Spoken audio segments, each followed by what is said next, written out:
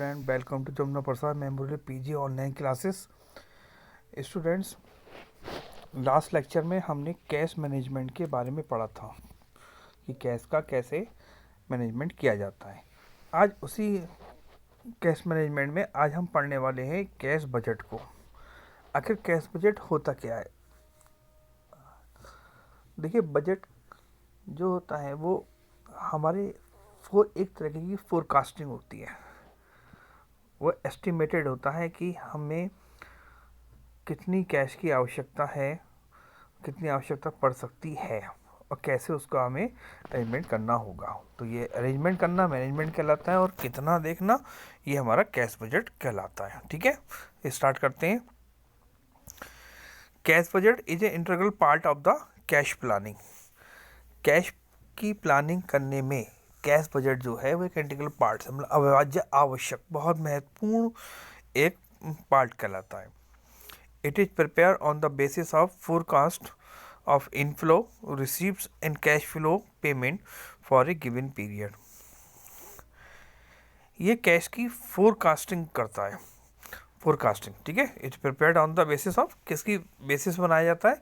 Cash की forecasting. इस पे किसके इनफ्लोस, मतलब कितना पैसा आएगा, एंड कैश आउटफ्लोस, मतलब कितना हमें खर्चा करना होगा, मतलब कहाँ कहाँ से हमारे पास पैसा आएगा और कहाँ कहाँ हमें खर्च करना होगा फॉर ए गिवन पीरियड, एक निश्चित दिए हुए समय में। Cash budget are usually prepared on a annual basis for the next operating period. देखिए, कोई भी बजट, जैसे हमारा जो हर साल फाइनेंस बजट आता है वो भी एक एस्टिमेटेड बजट होता है कि इतना पैसा आएगा और इतना हमें खर्च करना पड़ेगा। तो हम देखते हैं कि हमारी कैश की सरप्लस हो रहा है या डेफिसिट हो रही है।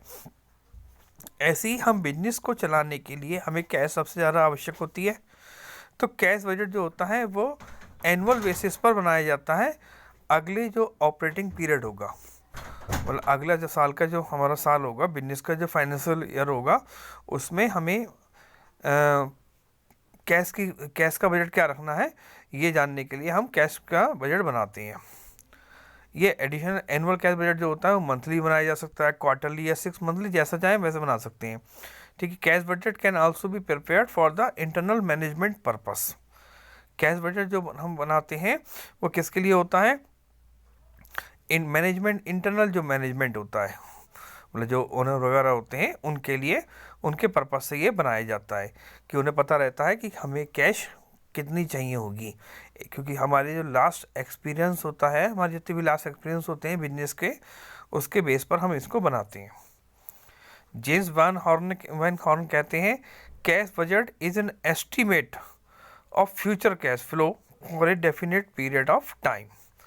बता रहे ना कि क्या होता है, वो एक एस्टीमेट होता है, एक अनुमान लगाया जाता है कि हमें फ्यूचर में जो हम अगले साल काम करेंगे तो हमें कितनी हमारे पास कैश आएगी जाएगी, उसका एक केवल फोरकास्टिंग करी जाती है। एडवांटेज क्या है? It is helpful in framing sound dividend policy. हम हर साल कंपनी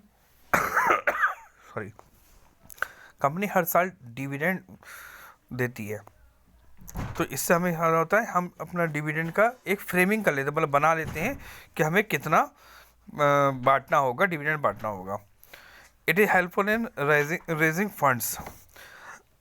ये हमें सहायता करता है कि अगर हमें एक्स्ट्रा अमाउंट की ज़रूरत है, अगर हमें लगता है कि हमारी कैश इस बार कम पड़ जाएगी, तो हम फंड को रेज कर सकते हैं। It warn of deficiency of cash in the organization. ये वार्न करता है डेफिशिएंसी को, क्योंकि जब हम आगे पढ़ेंगे तो हम जब कैश बजट बनाएंगे तो हमें पता लग जाता है कि क्या हमारे इस साल हमारे पास कैश में कोई कमी तो नहीं आने वाली है। It is helpful in controlling the cash expenses. अब हम ये देख लेते हैं, अपने कैश बजट बनाते देख लेते हैं हमें कौन कौन से कैश एक्सपेंसेस करने हैं। तो अगर हमें लगता है कि कोई एक्सपेंसेस जिसको रोका जा सकता है या जिसको कम किया जा सकता है, जिस पे कॉस्ट पे कंट्रोल किया जा सकता है, तो वो भी इसमें भी वे फ़ायदा करता है। ठीक है। अब आते हैं method of preparing cash budget.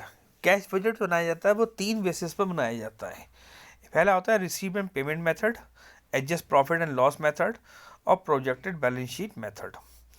तो आज हम पढ़ने वाले हैं रिसीव एंड पेमेंट मेथड को। रिसीव एंड पेमेंट मेथड में हम हमेशा ये देखते हैं कि हमारे पास कहाँ कहाँ से पैसा आने की उम्मीदें हैं और कहाँ कहाँ से जाने की उम्मीदें हैं।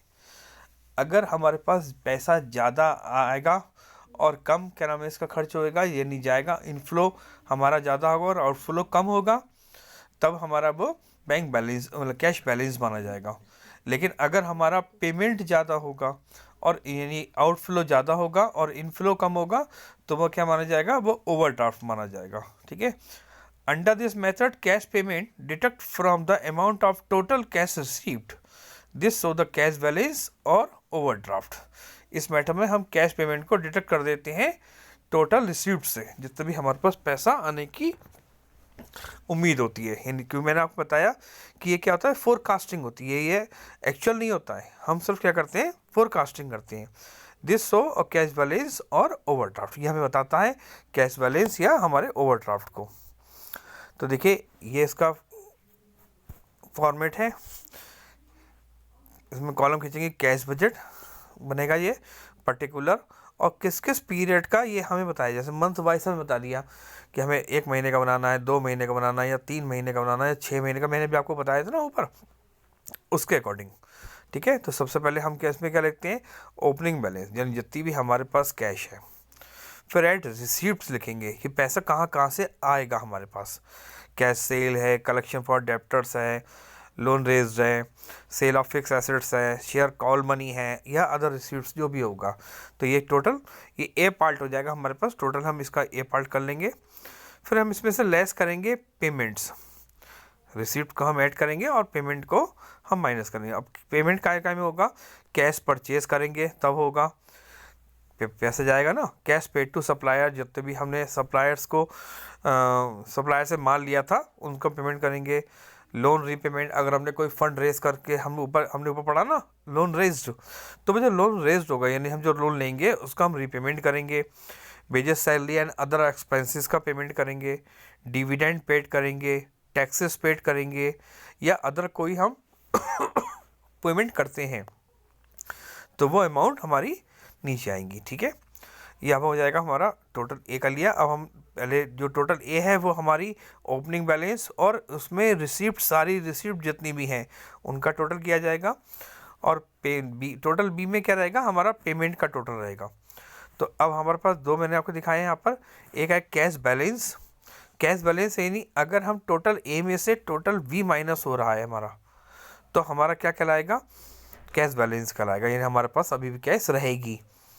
और अगर हम बात करें ओवरड्राफ्ट की, तो अगर टोटल बी में से अगर ए माइनस होगा, बी में से अगर ए माइनस होगा यानी आउटफ्लो में से इनफ्लो माइनस हो रहा है, तो हमारा क्या कहलाएगा, बैंक ओवरड्राफ्ट आएगा। नेक्स्ट लेक्चर में मैं आपको एक दो क्वेश्चन कराऊंगा। पहले मैं सब एक एक करके आपको तीनों के मैं मेथड समझा दूंगा। देखिए जैसे आज मैंने रिसीव पेमेंट मेथड समझा दिया, अगर इसमें कोई भी दिक्कत आती है तो आप मुझे पूछ सकते हैं। ठीक है। Okay, thank you.